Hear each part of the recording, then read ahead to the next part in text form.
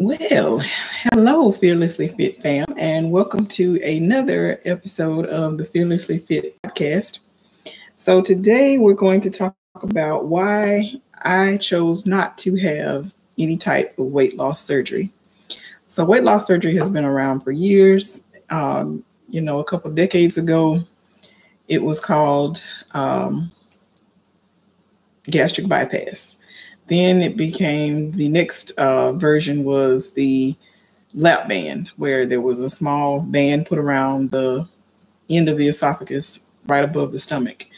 Then the most recent version is the VSG surgery, where basically they call it the sleeve, but it's still permanently altering your stomach and the size of it to help you lose weight.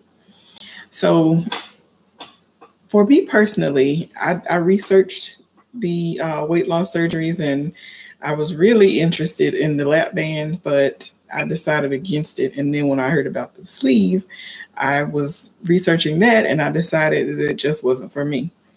And there are several reasons why. This is not to knock anybody that's had weight loss surgery, because it's not an easy way out. There are a lot of things that go into weight loss surgery. It's definitely not a walk in the park. So for me personally, once I did the research and learned everything that was involved, because it's not just the surgery, there's still a lifestyle change involved. You still have to maintain a certain way of eating. You still have to follow certain rules, or you get sick, or you gain the weight back. So first of all, when you are preparing for weight loss surgery, a lot of times you're required to go through counseling, and then there's a waiting period. And as part of that waiting period, you are required to, guess what? Lose weight. Yes, they want you to lose weight before your surgery. And then when you get a little bit closer to your actual surgery date, you have to be on a liquid diet for a certain amount of time. You have to order special vitamins that you will need to take for the rest of your life prior to your surgery, because when you're altering your digestive tract, your food does not, and the nutrients in the food doesn't absorb the same way as it did before. So to make sure that you're not deficient in any vitamins, minerals, or nutrients, you have to take these high potency vitamins. One thing that I do know about the previous procedure, gastric bypass, I don't know if this is true for the lap band and the sleeve, is because of the malabsorption of nutrients, vitamins, and minerals, you can sometimes experience hair loss and shedding, because your body just can't get everything it needs. And that's another thing. When you come out of this surgery, you right away, you're on a liquid diet. You're not eating solid food for quite a while. I don't remember how many weeks it is, but there's a period where all you can have is liquid. So when you begin to eat solid food again, you start out with portions between 2 to 4 ounces. That, ladies and gentlemen, is about what infants eat or drink in a bottle. Okay, 2 to 4 ounces is not a whole lot of food, and that's all they can eat. That's probably another reason for the hair loss and shedding, because you're not able to take in as much food as you were previously. So the whole preparation thing, I felt like if I would have to go through counseling, still try to lose weight, and be on a liquid diet, my mindset was, why don't I pretend like I'm about to have weight loss surgery? And if I've got to make this lifestyle change, if I've got to mentally prepare for the process I'm about to go through, I may as well do that on my own. So that was one thing. Then there's the actual procedure. This is, like I said, it's done laparoscopically, but this is not, have the procedure and go home 6 hours later type thing. You do have to spend some time inpatient at the hospital in recovering, and then you have to get used to the new normal, so to speak. It's major surgery. The recovery time is estimated at 1 to 4 weeks, and that's best case scenario, I think. My husband has a friend at church that had the sleeve done, and 1 year post-op, he was still struggling with nausea and vomiting and not really knowing what could trigger it. Just some days were better than others for him. He missed a lot of time from work, and it was just, it was a lot to deal with for somebody that was, his particular profession required him to travel quite a bit.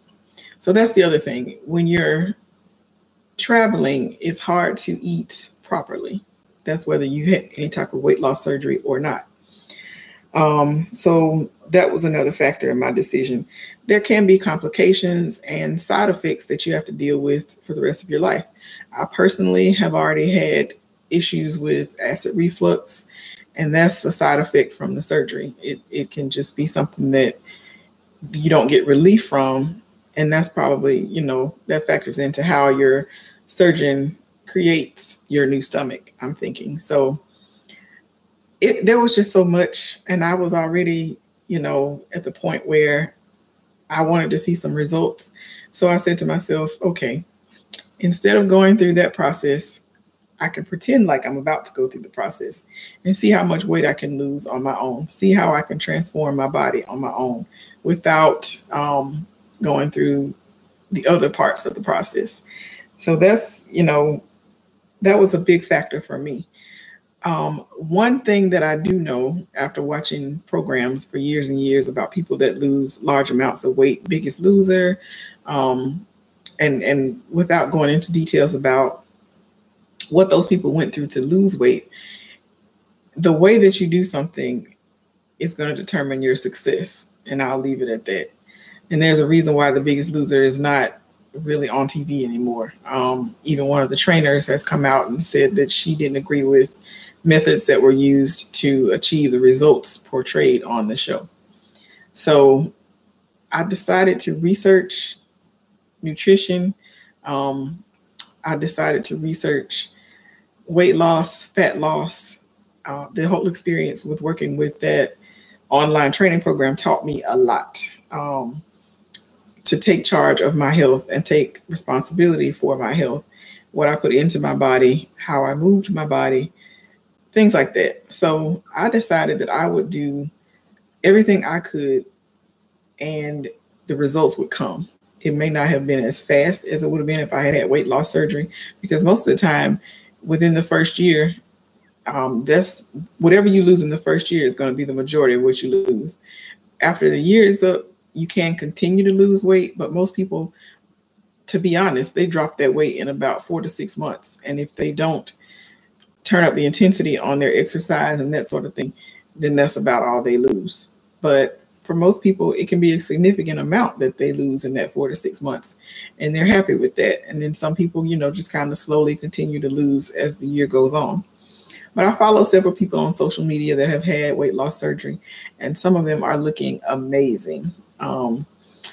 One thing though about losing weight really quickly is you tend to have a lot of loose and excess skin. And one of the young ladies that I follow on Instagram has already had surgery to basically reshape and recontour her entire body. As a matter of fact, she was in surgery for so long, she could not get a tummy tuck because it would exceed the time that she could be under anesthesia. So she had arms, I believe she had lipo on her back, thighs, stomach area. They did the procedure where they take some of the fat that they've removed through lipo and put it back in other areas. She had basically a Brazilian butt lift. She had where they take the fat and put it back into your buttocks. She had her breast reshaped and contoured. And I mean, she had the whole enchilada except for the tummy tuck, which she's planning to do at a later date. So that's another factor. Well, guess what, ladies and gentlemen, whether you lose weight through surgery or on your own, you still have loose skin. And I mean, that's just the way it is. I do personally plan to have surgery to remove loose skin and excess fatty tissue, because I know the reality is your fat cells will only shrink so much. And then you're still going to be left with some excess fat in some areas, because just like you can't determine where you're going to gain weight, you can't determine where you're going to lose the weight and the fat from either. And sometimes it's not always the places that we would like. Okay. So for me personally, I decided to do the mental work that is a big determining factor for how successful you will be at weight loss, whether you have surgery or you do it on your own. I had to dig deep and find out the reasons why I ate for comfort and emotion. And I had to dig deep and find out why I had to find other ways to process my emotions. I had to work through things that went way back. Okay. I'm talking like preschool and very, very young elementary days. So some of that factors into why people don't always keep weight off, because if you lose weight and you think you're going to be happy once the weight is gone, sorry, doesn't work that way. I've lost weight several times over my life, and I can tell you, losing the weight, yes, it's you feel good for a while, but if you haven't dealt with the internal issues and the things from your past that contributed to your weight gain, then yes, you will reach a point, something may happen to trigger memories or trigger experiences, and you will start to eat for comfort or for whatever the reasons are again. And then before you know it, you'll stop exercising and then the weight will be back. That has been my personal experience.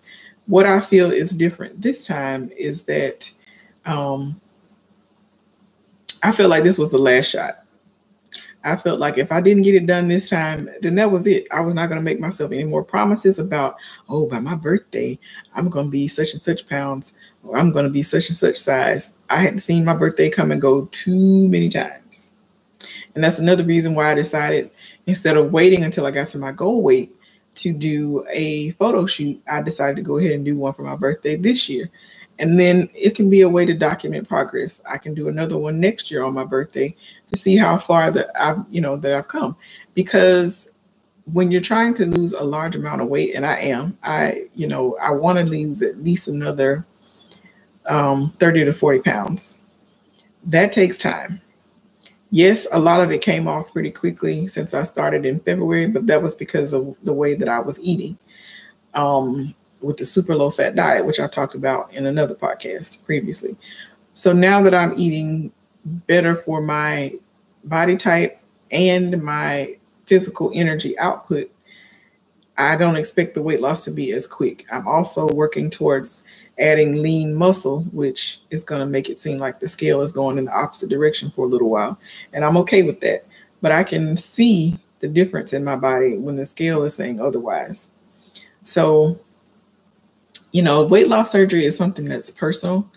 I would never tell anyone that they shouldn't do it unless it was somebody that I knew really, really well, and I knew that the chances were they were not going to keep up the vitamin regimen and the strict diet that comes with having weight loss surgery. Because there are some things that you may never be able to eat again. There are some people that may be able to eat certain things in moderation, but that new stomach that they create is extremely small. So as my personal chef that I hired one time, Chef Lee, told me, treat your calories like money. You have to spend it wisely. So once you have weight loss surgery, you can't just go and eat like, a hot fudge sundae because you feel like it, because then you don't have room for any nutritious food in your stomach. That's going to cause a problem. So like I said, I would never tell anyone not to have weight loss surgery. It's a very, very personal decision, just like who you marry or whether or not you want to have children or your career goals. You can't always steer people the way you think they should go. You just have to sometimes listen to them, help them weigh out the pros and cons, and then that's all you can do. But for me personally, I knew that the way I feel about certain foods, if you tell me I can't have something, then that's going to trigger me into obsessing over it. So for me to have to hear somebody, a medical professional, say, oh, well, you can't have carbs or you can only have so many grams of carbs, I knew that was not going to work. That was psychologically, that was going to send me into a place that would set me up for failure. So that's another reason, or one of the factors into surgery was not for me. Now, what I will tell you is everybody has the right to do whatever it is they feel is best for them. So some people may not agree with my decision to at some point have surgery to remove excess skin and, recontour my body. I don't care, because at the end of the day, this is my body. I'm perfectly happy and, enjoying it now the way it is, which is where you should be mentally when you're working towards a weight loss goal. I've enjoyed my body at every stage. For example, my arms used to be my least favorite. Well, I won't say they were one of my least favorite body parts because I had several, let's be honest. But if you look at my arms now, you can see the excess fat and the excess skin. But what you can also see is a bicep. If I turn it this way, you can see my tricep. So I have muscle definition. And I used to hate to wear sleeveless shirts and, or, I cut so that my cellulite showed. But I'm enjoying resculpting my arms. I'm enjoying resculpting my legs. As I said before in the previous podcast, I am an endomorph. That means I build muscle easily. I just started this strength training program and my body has responded extremely well. I told my friend yesterday who created the workout for me, or she shared one of her workouts with me, and I do it twice a week. I told her that I had completed the full circuit. And yes, I did take some extra rest time in between sets. And yes, I, probably didn't move for the whole 30 or 45 seconds because it's like a HIIT style full body circuit. But she was a little bit surprised. Like, she sent me back the emoji with the bulging eyes. But I am determined, and there is no force equal to that of a determined woman. Okay. Plus, I have been doing cardio for almost 6 months. So my endurance is built up pretty well.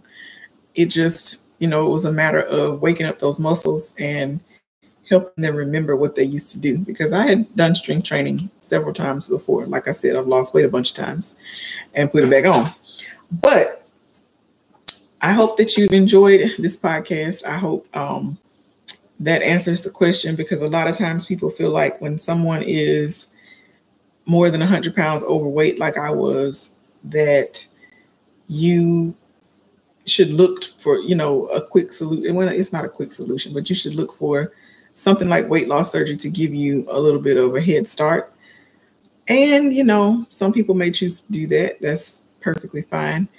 I personally did not. And, that's not to say that at some point I may not reconsider that. We'll see. I'm trying to see how far I can get on my own. Because there are some people that I follow on social media that did that. They tried to lose weight on their own and never saw any results or never got past a certain point. For me personally, I am at the place where I have gotten once before that was the lowest I'd ever been. So now I'm working on strength training and building lean muscle to see if I can transform my body that way. Because honestly, it's not about the scale. It's about how you look and how you feel. I feel fabulous right now. My legs and arms are leaner than they've ever been. Aside from the excess skin, I can feel the fat shrinking, if that makes sense. And this may be TMI, but most women of a certain size, you're used to your body rubbing and chafing and that sort of thing. And I laughed at myself the other day because I was like, oh, my thighs must not love each other anymore. They hardly touch. That's just the kind of things that I say to myself. But anyway, I encourage you to go out there, research anything that you're about to do, any type of weight loss or body transformation journey.